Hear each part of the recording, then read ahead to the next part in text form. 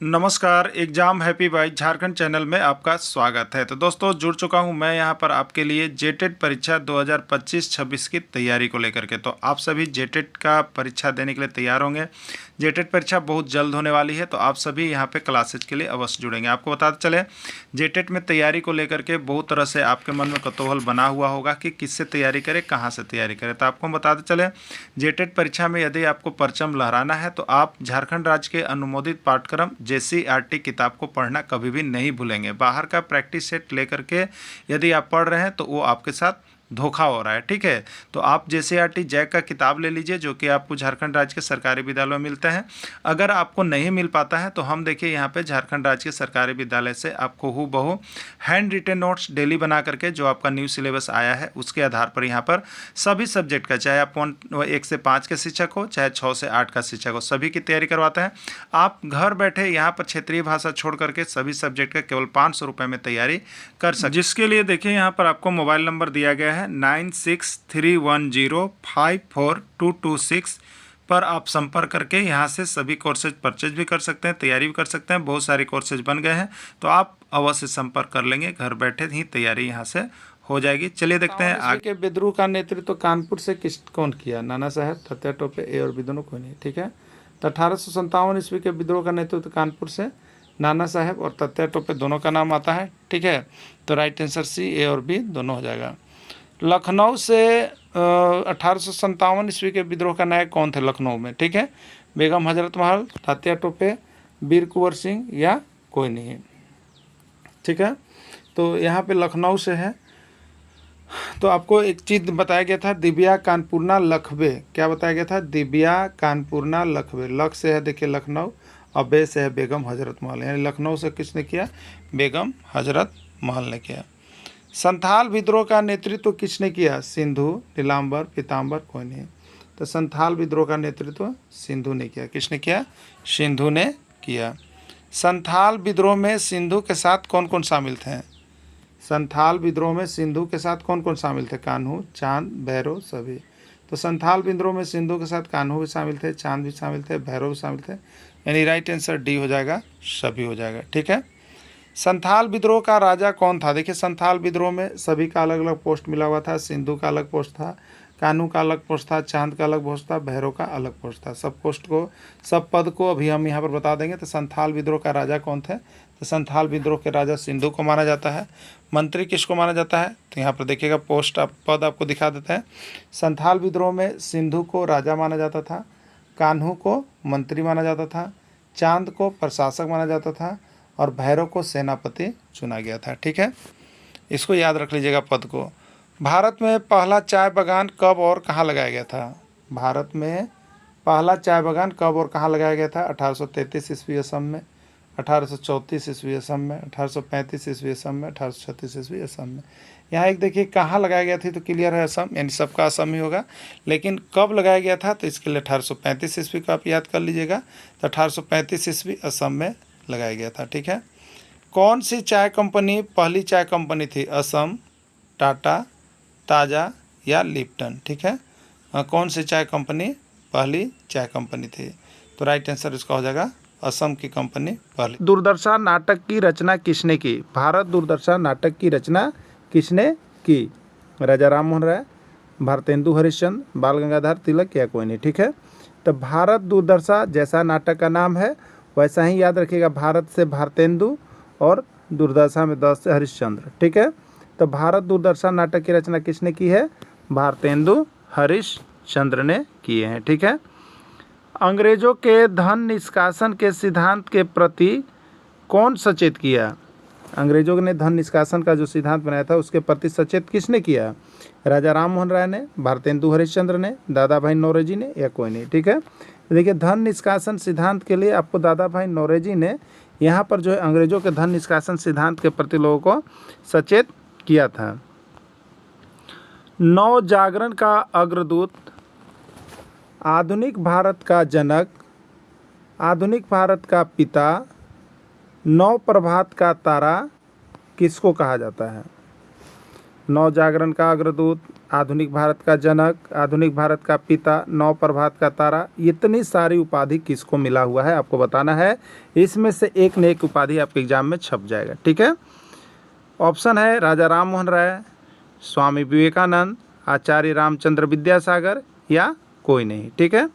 तो right answer इसका क्या होगा, राजा राम मोहन राय को सारी उपाधि दी गई है, ठीक है। याद रखिएगा राजा राम मोहन राय को बहुत सारी उपाधियां हैं, उन सारी उपाधि को यहाँ पे देखिए हमने लिख दिया है, इसको आप लोग याद कर लीजिएगा, ठीक है। चलिए अगला प्रश्न है, ब्रह्म समाज का स्थापना राजा राम मोहन राय ने कब किया। तो पहला प्रश्न तो यही बनता है कि ब्रह्म समाज की स्थापना किसने किया, राजा राम मोहन राय ने किया, और कब किया। तो ये देखिए 1828 ईस्वी में राजा राम मोहन राय के द्वारा ब्रह्म समाज का स्थापना किया गया था, ठीक है। राजा राम मोहन राय ने कलकत्ता में हिंदू कॉलेज की स्थापना कब किया। राजा राम मोहन राय ने कलकत्ता में हिंदू कॉलेज की स्थापना कब किया। 1815, 1816, 1817, इसमें से कोई नहीं है। राजा राम मोहन राय ने कलकत्ता में हिंदू सभा की स्थापना 1817 ईस्वी में किया, ठीक है। चलिए सती प्रथा के लिए प्रथम कानून कहाँ लागू किया गया। सती प्रथा के लिए प्रथम कानून कहाँ लागू किया गया। बंगाल प्रेसिडेंसी, बम्बई प्रेसिडेंसी, मद्रास या कोई नहीं, ठीक है। तो सती प्रथा के लिए प्रथम कानून जो है आपको देखिए बंगाल प्रेसिडेंसी में लागू किया गया था, उसके बम्बई और मद्रास में भी लागू किया गया। नोट लिखा हुआ यहाँ पे, सर्वप्रथम बंगाल में लागू किया गया, उसके बाद बम्बई और मद्रास में भी लागू किया गया। विधवा पुनर्विवाह के लिए उल्लेखनीय कार्य किसने किया। विधवा पुनर्विवाह के लिए उल्लेखनीय कार्य किसने किया। राजा राम मोहन राय, ईश्वर चंद्र विद्यासागर, स्वामी विवेकानंद या कोई नहीं, ठीक है। देखिए आपको जो यहाँ पर एक टॉपिक बनाया गया है हिस्ट्री सेशन के अंतर्गत महिलाओं की स्थिति और सुधार, ठीक है, उसी के अंतर्गत यहाँ पर ये प्रश्न आया हुआ है। तो सब प्रश्न मिला हुआ है, सभी को एक बार देख लेना है, और JCERT जैक का जितना प्रैक्टिस सेट मिले आप बनाइए, और जितना हैंड रिटन नोट्स मिले और भी बना लीजिए, जिससे कि आपको पुख्ता हो जाए, ठीक है। राजा राम मोहन राय, ईश्वर चंद्र विद्यासागर, स्वामी विवेकानंद, कोई नहीं, ठीक है। तो विधवा पुनर्विवाह के लिए सबसे ज़्यादा जो उल्लेखनीय कार्य किए हैं वो ईश्वर चंद्र विद्यासागर का नाम इसमें शामिल होता है। वर्तमान समय में लड़कों के लिए विवाह का न्यूनतम वर्ष निर्धारित किया गया है 18, 20, 21, कोई नहीं, ठीक है। तो वर्तमान समय में लड़कों के लिए विवाह का न्यूनतम वर्ष जो है 21 वर्ष निर्धारित किया गया है, और लड़कियों का 18 वर्ष निर्धारित किया गया है। 1857 ईस्वी के युद्ध में नाना साहेब और बेगम हजरत महल कहाँ भाग गए। 1857 ईस्वी का जब युद्ध हुआ तो उसमें नाना साहेब भाग गए थे और बेगम हजरत महल भी भाग गए थे। तो कहाँ भाग गए थे, नेपाल गए थे, ईरान गए थे, इराक गए थे, कोई नहीं। तो ये दोनों नाना साहेब और बेगम हजरत महल दोनों कहाँ भाग गए थे, नेपाल भाग गए थे, ठीक है। मौर्य वंश का एक महत्वपूर्ण राजा है। मौर्य वंश का एक महत्वपूर्ण राजा कौन हुए थे आपको बताना है। इसमें कौन से राजा हैं जो मौर्य वंश का है, अकबर, धनानंद, शुंग या अशोक, ठीक है। मौर्य वंश में जानते हैं आप लोग 3 महत्वपूर्ण राजा हुए हैं, जिसका नाम याद करने का हमने आपको ट्रिक थ्योरी बता दिया है। वो है आपका चंद्रबिंदु अस्तहुआ, चंद्रबिंदु अस्तहुआ, ठीक है। चंद्र से है आपका देखिए चंद्रगुप्त मौर्य, बिंदु से है बिंदुसार, और अस्त में अ से है अशोक। ये 3 महत्वपूर्ण राजा हुए। चंद्रगुप्त मौर्य संस्थापक हुए हैं, चंद्रगुप्त मौर्य का बेटा बिंदुसार और बिंदुसार का बेटा अशोक। क्लियर हो गया ना। इसको देख लीजिएगा, थ्योरी क्लासेस का जो नोट्स है जो सभी को परचेज करके पढ़ लीजिएगा, बहुत ही अच्छा रहेगा। तो इसमें आंसर क्या हो जाएगा, अशोक हो जाएगा। मौर्य काल के बारे में हमें जानकारी कहाँ से प्राप्त होती है, अगर पूछ दे एग्जाम में कहाँ से प्राप्त होती है तो बताइएगा। पहला है चाणक्य द्वारा लिखी गई पुस्तक अर्थशास्त्र से, दूसरा है मेगास्थनीज के द्वारा लिखा गया पुस्तक इंडिका से, तीसरा है ए और बी दोनों सही है, और डी है कोई नहीं, ठीक है। याद रखिएगा चंद्रगुप्त मौर्य के बारे में जो जानकारी हमें प्राप्त होती है वो चाणक्य या इन्हीं का नाम है कौटिल्य द्वारा लिखी गई पुस्तक अर्थशास्त्र से प्राप्त होती है, और दूसरा है मेगास्थनीज जिनके द्वारा लिखा गया पुस्तक इंडिका है उससे प्राप्त होता है। यानी ए ऑप्शन से भी मौर्य काल के बारे में जानकारी प्राप्त होती है, और बी ऑप्शन से भी मौर्य काल के बारे में जानकारी प्राप्त होती है, यानी राइट आंसर सी होगा। ए और बी दोनों सही है।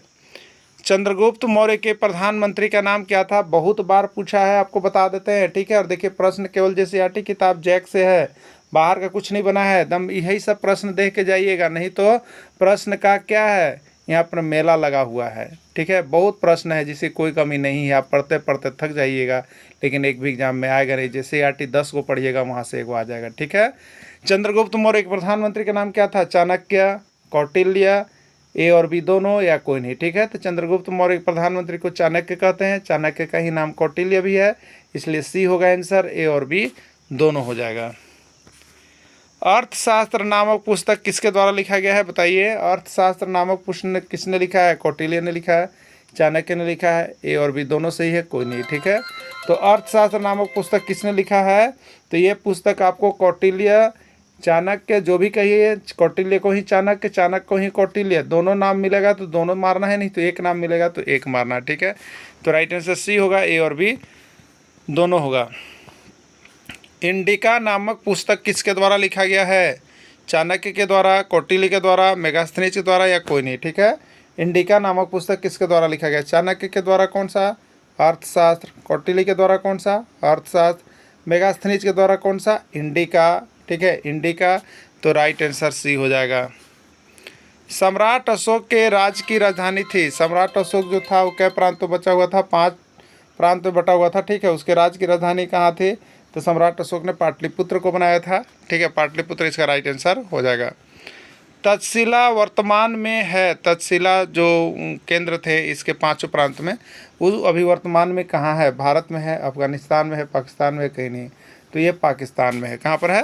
पाकिस्तान में है। ठीक है, मौर्य वंश के महत्वपूर्ण राजा हुए। अभी हमने यहाँ पे क्लियर किया था, मौर्य वंश में 3 महत्वपूर्ण राजा हुए थे। उसका नाम याद रखने का एक ट्रिक दिया था कि चंद्र मतलब चंद्रमा, बिंदु, बिंदु अस्त हुआ मतलब चंद्रमा डूब गया। ठीक है, चंद्रमा डूबता है ना, तो चंद्रमा डूब गया, अस्त हो गया। चंद्र से चंद्रगुप्त मौर्य, बिंदु से बिंदुसार, अस्त में अ से अशोक, ये तीनों मौर्य वंश के महत्वपूर्ण राजा थे। तो आपसे प्रश्न पूछा है कि मौर्य वंश के महत्वपूर्ण राजा कौन है? तो चंद्रगुप्त मौर्य भी हैं, बिंदुसार भी हैं, अशोक भी है, D राइट आंसर सभी हो जाएगा। ठीक है, अशोक के पिता का नाम था, अशोक के पिता का नाम क्या था? बताइए। तो यही इसी तरह से याद रखिएगा, चंद्र बिंदु अस्त हुआ, चंद्रगुप्त मौर्य, बिंदुसार, अशोक। चंद्रगुप्त मौर्य के पिता का नाम, चंद्रगुप्त मौर्य किसके पिता थे? बिंदुसार के। ठीक है, बिंदुसार के पिता का नाम चंद्रगुप्त मौर्य, अशोक के पिता का नाम बिंदुसार। ठीक है, तो अशोक के पिता का नाम क्या था? बिंदुसार था, राइट आंसर B हो गया। अशोक के दादा का नाम क्या था? आपको बताना है। अशोक के दादा का नाम क्या था? चंद्रगुप्त मौर्य, बिंदुसार, मेगास्थनीज, या कोई नहीं। ठीक है, तो अशोक के जो दादा थे तो याद रखिएगा, बिंदुसार, बिंदुसार के पिता चंद्रगुप्त मौर्य और अशोक। तो अशोक का पिता के पिता कौन लगते हैं? दादा लगते हैं। तो अशोक के दादा का नाम क्या हो जाएगा? बताइए। चंद्रगुप्त मौर्य हुआ ना, तो राइट आंसर A हो जाएगा। समाज किस पर आधारित था? तो यहाँ पर हो जाएगा वर्ण व्यवस्था पर आधारित था। ठीक है, वर्ण व्यवस्था पर आधारित था। कुछ जनजातियाँ खानाबदोश थी या कहाँ निवास करती थी? बताइए। कुछ जनजातियाँ खानाबदोश थी या कहाँ निवास करती थी? जंगलों में। याद रखिएगा, जनजातियाँ जंगलों में रहती है, पहाड़ों पर एकदम जनजातियाँ पहाड़ों में, गाँव में, छोटे छोटे गाँव में रहती है, और खानाबदोश मतलब जगह बदल बदल कर भी रहती है। तो ये सभी जनजातियों का लक्षण, इसलिए राइट आंसर इसका यहाँ पे हो जाएगा। आपको जो जनजातियाँ खानाबदोश थी वो जगह बदल बदल के निवास करती थी। यहाँ याद रखना, जनजातियाँ रहती थी लेकिन ये निवास कहाँ करती थी? तो हर समय जगह बदल बदल के करते थे। राइट आंसर इसका इसे D हो जाएगा। ठीक है, जनजातियाँ समाज में कृषि कार्य प्रायः कौन क्या करते थे? जो जनजातियाँ समाज थी उसमें कृषि कार्य प्रायः कौन करता था? पुरुष, बच्चे, स्त्रियाँ, या कोई नहीं। ठीक है, तो जनजातीय समाज में जो कृषि कार्य करते थे वो स्त्रियां क्या करती थी और पुरुष क्या करते थे? पशुओं के लिए चारा की खोज में रहते थे, यही तो काम होता था। ठीक है, चलिए नेक्स्ट प्रश्न है। चलिए नेक्स्ट प्रश्न यहाँ पर देखिए आपको, जनजातीय समाज का टकराव प्रायः किन लोगों के साथ होता रहता था? जो जनजातीय समाज थे उनका टकराव प्रायः किन लोगों के साथ होता रहता था? डाकुओं के साथ, राजाओं के साथ, जाति आधारित समाज के लोगों के साथ, इनमें कोई नहीं। तो जाति आधारित उच्च स्तर के जो समाज के लोग थे उनसे इनका क्या होता था? टकराव होते रहता था। ठीक है, जनजातीय के संबंध में सही कथन क्या है? इसमें देखना है कि जनजातीय के संबंध में सही कथन क्या है। खानाबदोश थे, एक जगह से दूसरे जगह घूमते रहते थे, ये तो बिल्कुल सही है कि जनजातियाँ क्या थी? खानाबदोश थी और वह एक जगह से दूसरे जगह घूमते रहते थे, बिल्कुल सही है। जनजातीय लोग खेती करते थे, बिल्कुल सही है। जनजातीय पुरुष चारा की खोज में रहते थे पशु के लिए, बिल्कुल सही है। डी है कोई नहीं या सभी, तो डी आंसर होगा और डी के अंतर्गत सभी होगा। ठीक है, डी के अंतर्गत सभी होगा। ठीक है, अब देखिए यहाँ पे जनजातीय पुरुष कौन सा कार्य करते थे? जनजातीय पुरुष कौन सा कार्य करते थे? कृषि, बिलारी, पशु के लिए चारा की खोज या सभी। ठीक है, तो जनजातीय समाज में जो पुरुष थे वो पशुओं के लिए चारा की खोज में रहते थे। ठीक है, अभी आप लोगों ने पहले इसको देखा। यहाँ का बनाया हुआ तख्ते हाउस, मयूर सिंहासन और कोहिनूर हीरा को कौन लूटकर ईरान ले गया? शाहजहाँ का बनाया हुआ तख्ते हाउस, जिसको हम लोग कहते हैं मयूर सिंहासन, और कोहिनूर हीरा को कौन लूटकर ईरान ले गया? नादिर शाह, अकबर, जहांगीर या शिवाजी। ठीक है, तो नादिर शाह जो था सभी को लूटकर तख्ते हाउस ईरान ले गया था। ठीक है, ईरान का नेपोलियन किसको कहा जाता है? ईरान का नेपोलियन किसको कहा जाता है आपको बताना है। ठीक है, मराठा साम्राज्य को, गुरु नानक को, नादिर शाह को, जहांगीर को। ठीक है, तो ईरान का नेपोलियन नादिर शाह को कहा जाता है। नादिर शाह को ईरान का नेपोलियन कहा जाता है। ठीक है, नादिर शाह का उत्तराधिकारी अहमद शाह अब्दाली ने 1742 ईस्वी से 1761 ईस्वी के बीच उत्तरी भारत पर कितने बार आक्रमण किया? 2, 3, 4 या 5। ठीक है, तो नादिर शाह का उत्तराधिकारी अहमद शाह अब्दाली ने 1742 से 1761 ईस्वी के बीच उत्तरी भारत पर 5 बार आक्रमण किया था। ठीक है, 5 बार आक्रमण किया था। इसमें कौन अंतिम मुगल सम्राट था?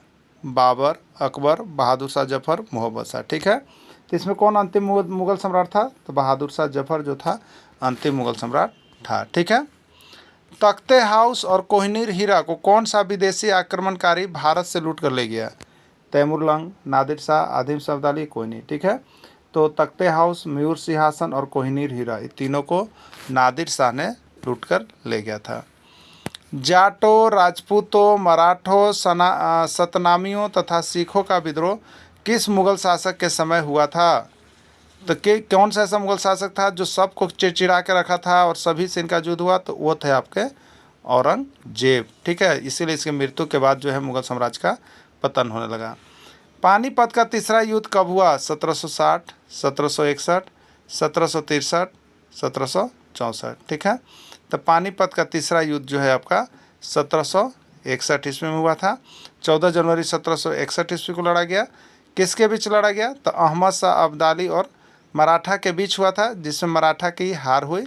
इस प्रकार मुगल साम्राज्य पर अंग्रेजों का कब्जा हो गया। ठीक है, नृप निर्माता किंग मेकर के नाम से भारतीय इतिहास में कौन प्रसिद्ध है? सैयद बंधु, जिसमें अब्दुल्ला खां एवं हुसैन अली खाते हैं, अकबर, बाबर या जहांगीर। ठीक है, तो नृप निर्माता या किंग मेकर के नाम से सैयद बंधु, अब्दुल्ला खां एवं हुसैन अली खां को जाना जाता है। ठीक है, हैदराबाद का भारत में विलय कैसे हुआ? हैदराबाद का भारत में विलय कैसे हुआ? राष्ट्रपति शासन लागू करके, सैन्य कार्रवाई के द्वारा, हड़प नीति के द्वारा या कोई नहीं। ठीक है, तो हैदराबाद को सैन्य कार्रवाई के बल पर उसका विलय किया गया था। ठीक है, हैदराबाद का भारत में विलय, देखिए यहाँ पर नोट्स हमने इसीलिए बना दिया है, कभी कभी पूछ देता है एग्जाम में। हैदराबाद का भारत में विलय 17 सितंबर 1948 ईस्वी को एक सैन्य कार्रवाई के जरिए हुआ था, जिसमें ऑपरेशन पोलो का कोड नाम दिया गया था। तत्कालीन गृह मंत्री सरदार वल्लभ भाई पटेल ने दृढ़ इच्छा शक्ति के कारण हुआ था इसका एकीकरण।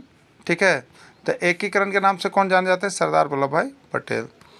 स्वतंत्र अवध राज्य का संस्थापक माना जाता है? सआदत खान, शुजा-उद-दौला, नादिर शाह या कोई नहीं। ठीक है, तो स्वतंत्र अवध राज्य का संस्थापक जो है वो माना जाता है आपको सआदत खान को। ठीक है, किसको माना जाता है? सआदत खान को। बक्सर का युद्ध कब हुआ? 1764, 1757, 1857 या कोई नहीं। ठीक है, तो बक्सर का युद्ध 1764 ईस्वी में हुआ था। ठीक है, देखिए यहाँ पे क्या हुआ था बक्सर का युद्ध में, यहाँ पर नोट्स कर लीजिएगा, इससे प्रश्न रहता है। बक्सर का युद्ध 1764 ईस्वी में अंग्रेजों और शुजा-उद-दौला के बीच हुआ था। इस युद्ध में शुजा-उद-दौला का हार हुआ और अंग्रेजों का जीत हुआ, इसलिए मुगल साम्राज्य के यहाँ से भी पतन हो गया। ठीक है, बक्सर का युद्ध में अंग्रेजी सेना का नेतृत्व किसने किया? Robert Clive, Hector Munro, Lord Mountbatten या सभी। ठीक है, तो बक्सर के युद्ध में अंग्रेजी सेना का नेतृत्व किसने किया? इसके लिए देखिए एक ट्रिक है। क्या ट्रिक है याद रखिएगा। बहुत कोई कहता है कि पी कर बकता है मूर्ख, पी कर बकता है मूर्ख, तो पी से देखिए प्लासी का युद्ध है और कर से देखिए, ई रा से रॉबर्ट और क से क्लाइव, यानी प्लासी के युद्ध में अंग्रेजी सेना का नेतृत्व तो रॉबर्ट क्लाइव किया था। अब बक्ता में ब से है बक्सर का युद्ध, ठीक है, और है बक्ता है मूर्ख, तो यहाँ पर है से है हेक्टर और मुँह से है मुनरो, यानी बक्सर के युद्ध में अंग्रेजी सेना का नेतृत्व तो हेक्टर मुनरो कर रहे थे, तो राइट आंसर बी हो जाएगा। देखिए यहाँ पर ट्रिक जो था उसको हमने बना भी दिया है कि आपको यहाँ पर बोलने पर शायद समझ में नहीं, तो इस तरह से आप बना लीजिएगा। इसमें से भी एक प्रश्न कभी कभी आया हुआ है आपका, ठीक है। प्लासी के युद्ध में अंग्रेजी सेना का नेतृत्व रॉबर्ट क्लाइव ने किया, ठीक है, और बक्सर के युद्ध में अंग्रेजी सेना का नेतृत्व हेक्टर मुनरो ने किया। दोनों को ट्रिक के माध्यम से याद कर लीजिएगा। अवध का अंतिम शासक कौन था? वाजिद अली शाह, शुजा उदौला, अलीवर्दी खां या कोई नहीं, ठीक है, तो राइट आंसर ए होगा, वाजिद अली शाह जो है अवध का अंतिम शासक था। अवध को ब्रिटिश राज में कैसे मिलाया गया? सैन्य कार्रवाई के बल पर, कुशासन का आरोप लगाकर, हड़प नीति लगाकर या कोई नहीं, ठीक है, तो कुशासन का आरोप लगाकर अवध को ब्रिटिश राज में मिलाया गया। 1856 ईस्वी में लॉर्ड डलहौजी ने कुशासन का आरोप लगाकर अवध को ब्रिटिश राज में मिलाया था। बंगाल को स्वतंत्र किसने बनाया? लॉर्ड डलहौजी, मुर्शिद कुली खां, सरफराज खां या अलवर्दी खां, ठीक है, तो बंगाल को स्वतंत्र जो है आपको बनाए थे मुर्शिद कुली खां, ठीक है, मुर्शिद कुली खां। प्लासी का युद्ध कब हुआ? 23 जून 1757, 22 मई 1857, 23 अप्रैल 1856, 23 मार्च 1757, ठीक है, तो प्लासी का युद्ध कब हुआ? तो 1757 ईस्वी को हुआ था, 23 जून 1757 ईस्वी को। ब्रिटिश ईस्ट इंडिया कंपनी अंग्रेज और बंगाल के नवाब सिराजुद्दौला के बीच लड़ा गया था। इस युद्ध में अंग्रेजों ने सिराजुद्दौला को हरा दिया और बंगाल पर अपनी पकड़ मजबूत कर ली। प्लासी का युद्ध में अंग्रेजी सेना का नेतृत्व किसने किया? Robert Clive, Hector Munro, Lord Dalhousie या कोई नहीं, ठीक है, तो इसका देखिए ट्रिक क्या होता है, तो ट्रिक होता है पी कर बकता है मूर्ख, पी कर बकता है मूर्ख, पी से देखिए प से प्लासी का युद्ध, और क र से रॉबर्ट क्लाइव, और बकता है तो बक से बक्सर का युद्ध, और है मूर्ख तो है से हेक्टर मुनरो, ठीक है, तो प्लासी का युद्ध में अंग्रेजी सेना का नेतृत्व किसने किया? तो पी कर बकता है मूर्ख, पी कर तो पी से प्लासी का युद्ध, क र से रॉबर्ट क्लाइव हो गया, राइट आंसर ए हो गया। यहाँ पर देखिए बना दिए हैं हम आपके लिए, हर समय देखिए जैसे भी जरूरी होता है हम आपको बना देते हैं ट्रिक। तो इस तरह से आपका हिस्ट्री सेशन देखिए बहुत ही आसान हो जाता है, हिस्ट्री आपके लिए बहुत ही आसान बन जाता है। यही आप मान के चलिएगा कि आपको जो याद नहीं हो रहा था वो आपको अब याद हो रहा होगा, ठीक है। तो इसके लिए आपको क्या करना है, हमारे साथ जुड़ जाना है। सिर्फ SST की क्लासेज यहाँ पे 500 रुपये में आपकी तैयारी हो रही है, आप सभी जुड़ करके आराम से तैयारी कर सकते हैं, ठीक है। बाकी सब्जेक्ट वाइज आप 100 रुपये में PDF यहाँ से प्राप्त कर सकते हैं। प्लासी के युद्ध में अंग्रेजी सेना का नेतृत्व रॉबर्ट क्लाइव ने किया और बक्सर के युद्ध में अंग्रेजी सेना का नेतृत्व हेक्टर मुनरो ने किया, ठीक है।